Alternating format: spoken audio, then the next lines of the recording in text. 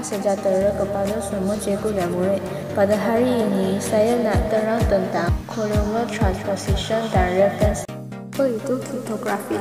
Kriptografi ialah kajian atau penggunaan penyulitan data dalam komunikasi dan pemindahan data, bertujuan supaya data tidak dapat difahami atau digunakan oleh pihak lain. Apa itu cipher? Cipher ialah cara atau algoritma rahsia yang digunakan untuk penyulitan dan mensulikan data atau mesej. Pasangan algoritma yang digunakan untuk melakukan penyulitan dan mensulikan. Columnar transposition, kaedah menyulitkan satu mesej dengan menulisnya dalam jadual secara melantai dengan bilangan lajur yang telah ditetapkan. Satu perkataan dipilih untuk dijadikan kunci penyulitan. Bilangan objek dalam kunci menentukan bilangan lajur dalam jadual. Objek-objek dalam kunci menentukan cara mengubah urutan objek-objek dalam mesej. Setiap objek dalam mesej akan ditulis pada setiap peta dalam jadual. Marilah kita lihat tentang langkah-langkah untuk menyulikan teks biasa dengan menggunakan columnar transposition. Teks biasa sama dengan saya suka main bola. Kunci ialah rajin. Langkah 1. Kenapa pasti kunci yang ingin digunakan? Katakan perkataan rajin digunakan sebagai kunci. Bina satu jadual seperti di bawah. Kemudian isikan baris yang seterusnya dengan nombor berdasarkan susunan objek, iaitu objek R sama dengan 5, A sama dengan 1, Z sama dengan 4, I sama dengan 2, N sama dengan 4 seperti jadual di bawah. Langkah 2. Gunakan formula yang berikut untuk menghitung bilangan baris yang diperlukan dalam jadual. Bilangan baris sama dengan bilangan objek dalam teks biasa bahagi dengan bilangan objek dalam kunci. Bilangan objek dalam teks biasa sama dengan 16.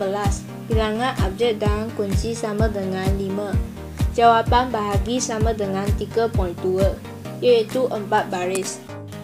Kembangkan jadual dalam langkah 1 seperti jadual berikut.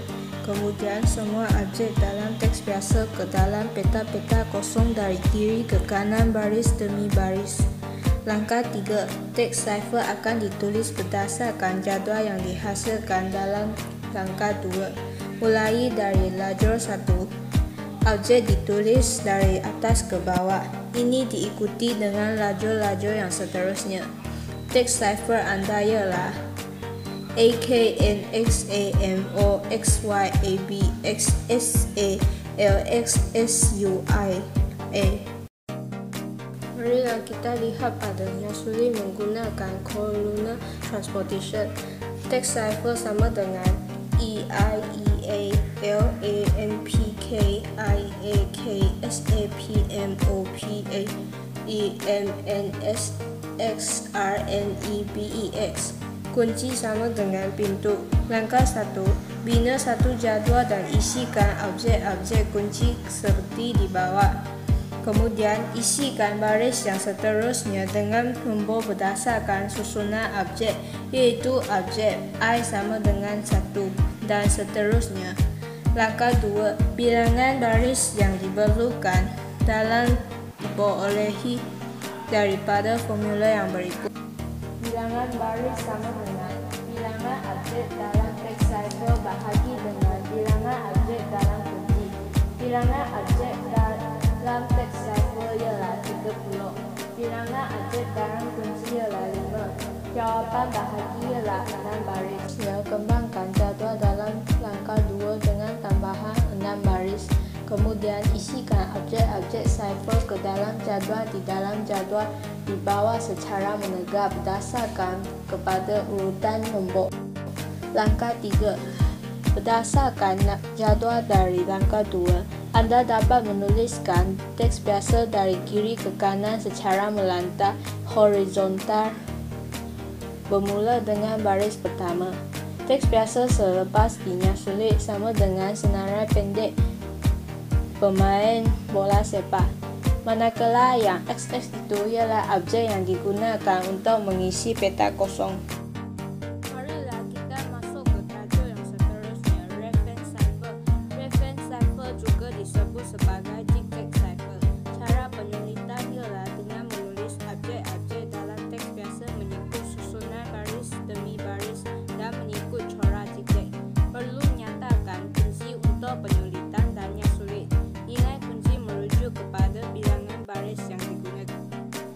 Proses penyulitan reference teknik.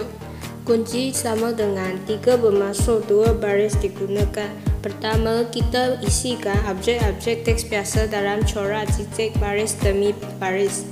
Teks biasa ditulis secara melintang mulai daripada baris pertama, iaitu PAKKIJMUUESNBT.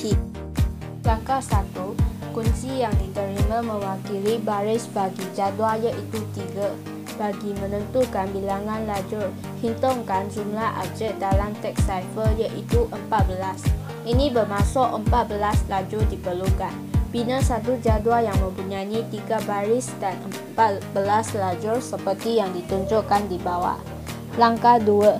Tandakan peta menggunakan simbol dash supaya menjadi corak zigzag. Peta yang ditanda akan digunakan untuk mengisi objek-objek dalam teks cipher yang diberikan. Langkah ini dapat mengelakkan kesilapan mengisi objek teks cipher. Langkah 3. Pindahkan teks cipher PAKKIJMUUESNBT ke dalam jadual. Bermula dengan baris pertama. Objek diisi satu demi satu seperti yang ditunjukkan di bawah. Langkah 4. Selepas baris pertama, objek-objek yang seterusnya diisi di baris kedua dan baris ketiga sehingga semua objek selesai diisi seperti yang ditunjukkan di bawah. Langkah 5. Baca mesej yang dinyasulit mengikut corak zigzag seperti yang ditunjukkan di bawah. Mesej yang diperoleh ialah PINJAMBUKUTKS. Ruang kosong diisi sendiri semasa membaca mesej, iaitu pinjam buku teks. Terangan saya setakat ini sahaja. Terima kasih. Bye-bye.